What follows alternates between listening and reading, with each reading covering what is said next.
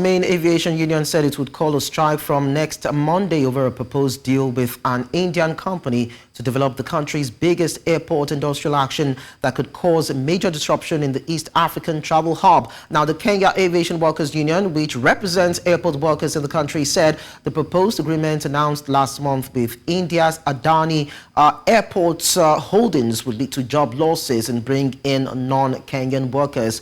The government, however, said the airport is not for sale and that no decision had been made on whether to proceed with what it called a proposed public-private partnership to upgrade the hub. This morning, we're joined by Sean Mendis, an aviation consultant. Thank you so much, Sean, for joining us to help us give perspective to this. Thanks for having me. So let's start by even understanding and knowing the key provisions and arrangements in this Kenya Adani airport deal, and if due process was followed before the announcements. Well, I think the biggest challenge everyone's having right now is understanding what exactly the deal is. Late last year, so I think around November last year, the government of Kenya had said that they are looking, to develop a PPP for the improvements at Nairobi Airport. And evidently, in March of 2024, Adani Airports, which is a major airport management company from India, this is not a special purpose vehicle or some unknown people. They are a major airport operator, submitted a proposal to the government of Kenya. This has now become controversial in the last few weeks, as it appears that the Kenyan government is leaning towards selecting Adani as a proposed partner. But the terms of this deal and anything else with that has not been officially released. There's a lot of rumors floating around, and obviously, workers have a fear that this might lead to job losses or, change of working conditions for them, which is something they're looking to preemptively head off by threatening a strike at this point. So, right now we don't really know what exactly is happening, but the little bits and pieces of information that have come out there is something that the workers' union is not happy with. Okay, well, even as we wait for details, let's skip away a bit from how it would affect jobs in the country and look at the long-term potential economic impact or implication it might have on the country. So I'd like you to share details on that. If this particular deal pulls through anyway, let's look at the impact it would have on revenue generation and even foreign direct investment for the country. Well, the most likely structure of a PPP deal like this for airport development is going to be a build, operate, transfer model. So, the Adani group would fund and develop a new airport terminal and potentially other infrastructure from Nairobi Airport. They would then operate it for a fixed period of time, whether that's 20 years or whatever else. And then at the end of that, they would transfer that asset back to the Kenyan government. Obviously, they would do that, and collect the airport revenues. So they would have, their own income and return on investment during that period. The reality is that Jomo Kenyatta International Airport in Nairobi is unfit for purpose as a major hub right now to support Kenya's vision of Kenya Airways becoming a major hub carrier for the African region. Especially when you compare it to the bold steps being taken in Ethiopia, right next door. Kenya is falling behind. If you look back, 10 years ago, Kenya was moving around 10 million passengers a year. Today, they're just moving 12 million. While at the same time, Ethiopia has more than doubled to 24 million last year. I first visited Kenya in the 1980s, and back then they were talking about, needing to develop the airport terminal. And 40 years later, the only development they've seen was when their airport burned down in 2013. So, Kenya's aviation infrastructure development has stagnated, and it might need having to go in with the PPP like this to get the momentum and the impetus to be able to change this. But Kenya's got a number of political issues ongoing right now, not just related to the aviation sector. So the political will and the ability of civil society to accept this is going to be a bigger challenge, I think, than actually finding a partner who's willing. So this would probably mean that Kenya is trying to play catch-up with Ethiopia's aviation plan, so to speak. But then when you look at the country's broader development blueprint for the aviation industry, when you look at its vision for regional aviation hub status and national competitiveness, would you say that this deal aligns with these different variables? Well, I don't think Kenya has a choice. I mean, Nairobi used to be the prime hub for the East African region until the last decade or so, where Ethiopia has just left Kenya in the dirt, while Kenya Airways has had its own financial issues. Kenya Airports has been involved in a bunch of controversial proposals, such as spinning them off to Kenya Airways and so forth. Kenya, though, has a long history of PPP infrastructure projects in recent years. You've seen the expressway development in Nairobi, you've seen the railway development in Kenya. However, all of these have been shrouded in questions as to who is actually benefiting financially.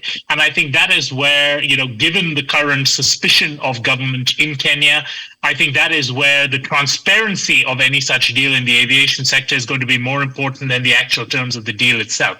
Because, you might wind up with a shiny airport out of it, but I think people are sick of a shiny airport where somebody else in government might be profiting and they don't know about it. So I think the transparency of the deal is going to be a very critical thing if the government wants to push this through without having issues both with the public as well as with the workers' unions. Maybe that actually mirrors the concerns of the Kenyans, most especially the aviation union sector that is actually not having it and saying that there's a possibility to go on strike from next week, Monday. And they're also even concerned about job losses, as you mentioned earlier, and the possibility of expatriates taking over their jobs. So when you look at these concerns, would you say they're valid? They're valid to some extent. An expert on Kenya Airport, so I can't say whether they are overstaffed or similar. But when a new management comes into any organization, they're going to have a look and see who's doing a job well and keep those people, and they're going to look at who's not doing a job particularly well and get rid of them. I think certainly unions have an incentive in protecting their membership regardless of their efficiency. So unions don't really like that. But the reality is that airport in Kenya is going to be overwhelmingly staffed by Kenyans regardless. It's not like Adani Airport is going to ship in baggage loaders from India to start loading planes or something similar to that. Certainly there may be some changes to international management, at the top levels of management and so forth, rather than having civil servants as they are essentially right now. But for the most part, I think jobs are actually going to be helped by growth of an airport, because as your airport grows, as more passengers fly, there's going to be scope for more people to be employed. So it may be a little short-sighted by the unions, but as I said, it's not as much in terms of what exactly the proposal is, but the fact that there is a lack of transparency. The fact that this proposal has been under discussion since March, and it's only now in July and August that we are even finding out that this proposal exists and that talks are ongoing. And I think this is where the unions are like, if they're being secretive about this, what else are they hiding? And I think that is largely where the mistrust is coming from the union side. And talking about the deficiency in terms of transparency, even the union are saying that, or even describing the deal as unlawful, that the unlawful intended sale of the JKIA, that is the airport now, to Adani Airport Holdings of India, raises a lot of red flags. Well, the government has come out to deny sales of these particular assets, but then could this be what it is beneath the surface, and maybe a PPP being used as a cover-up? We don't have all the details, but then it seems there's a lot of mistrust, as you've actually described in your summation.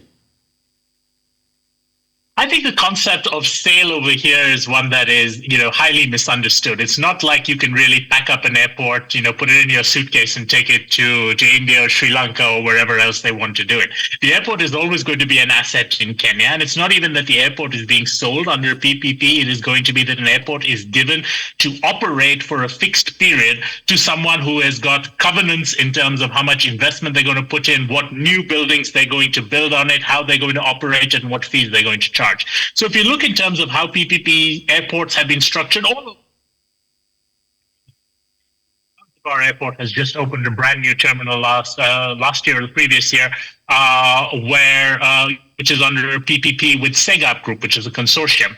And that is the kind of model where it's not as though Zanzibar Airport was sold, but a new terminal was built in Zanzibar, and now it is being operated for a fixed period of time, after which point it will revert to Zanzibar airports.